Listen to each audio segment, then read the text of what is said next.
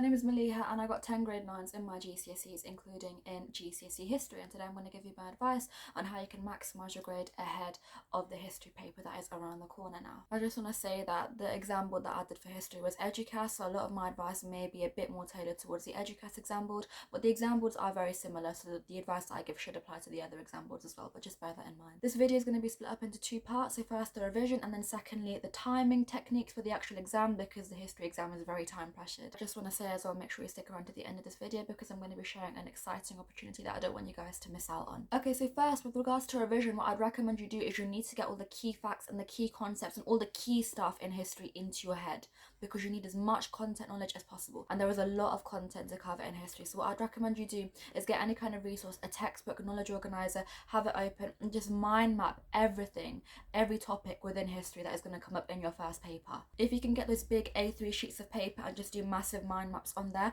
that'd be great. If not, you can do on A4 sheets of paper, that's fine. When you mind map it out, it's basically visual blurting. Blurting is very good in the sense it's an active recall technique that forces you to remember information more by bringing it to the forefront of your mind.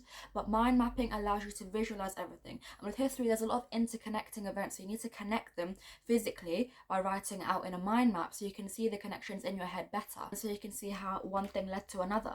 Secondly, I want you all, before your history paper tomorrow, practice one past paper under timed conditions, because you need to get that practice in of practicing writing out the structures for your questions and also doing it under timed conditions, because the history paper is very time pressured. And I'm going to give you guys advice on how to manage your time effectively in the exam as well. But before we get onto that, one more piece of advice for revision is if you have any spare time left over, I recommend watching like a little documentary on any of the topics that you're going to be studying. For example, I was doing Germany in transition to the rise of Hitler for my history GCSE, so I watched a documentary called Rise of the Nazis on BBC iPlayer, and that helped me so much in seeing the context and seeing how everything played out, because it's one thing to see the facts thrown at you in a textbook, and it's another thing seeing it as a story, visualizing everything as it happened. It allows you to understand it a lot more, and by enhancing your understanding, you're therefore going to be able to remember the information a lot better and be able to articulate it better in your exam. But that's only if you have time left over. Make sure you're doing the blurting and the mind mapping and the past paper first. Don't take this video as a free pass to sit there and watch documentaries all day. Okay, now in terms of the timing technique, this was actually what helped me to finish my papers, because I always struggled to finish my history papers. I always ran out of time, and the thing with history is you cannot leave a question blank, because if you leave a question blank, that is going to cap you by at least 2 grades. So the timing technique I'm going to show you now will allow you to at least put something down for every question and maximize your marks. Let's take the America paper that I had for my history GCSE.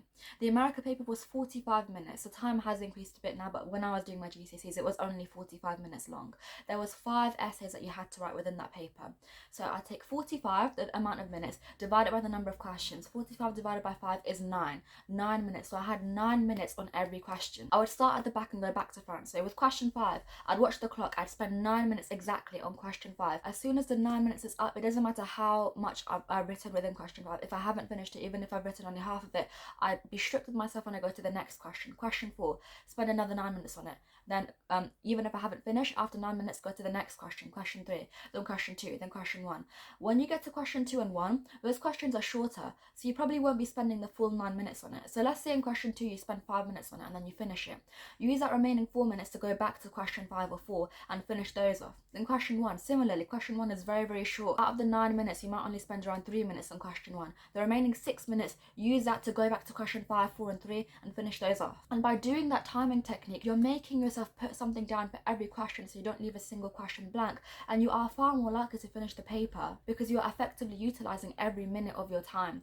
Where before I was doing that technique, I could never finish my exam papers, but since I started doing that, I was able to finish my exam papers, my mocks and my actual physical GCSE exams on time, albeit just in time, but still on time. And now for the opportunity that I spoke to you guys about in the beginning. With the physics paper next week, there is an opportunity where you can actually have a 90-minute free masterclass. I'm talking completely free, where you cover potential topics that may come up and do a full past paper walkthrough for physics with an experienced physics AQA examiner and head of physics who's had years of experience. And this is completely free. There's no catch, no strings attached. All you have to do to get that link for the masterclass sent to you is to go to the description of this video, click on the link that I left in there, and fill in the very, very short, quick and easy form. The link for the masterclass will be sent to you automatically. You really have nothing to lose, so I recommend just go do it now. If you haven't already, just go to the description now, click on the link, because I wouldn't want you guys to miss out. And yeah, that's all my advice I have to offer you guys for history. Good luck with your exam tomorrow. If you have any questions, you can leave them in the comments, or you can email me. Email is in my channel bio. Good luck with all of your exams. You got this, and yeah, bye guys.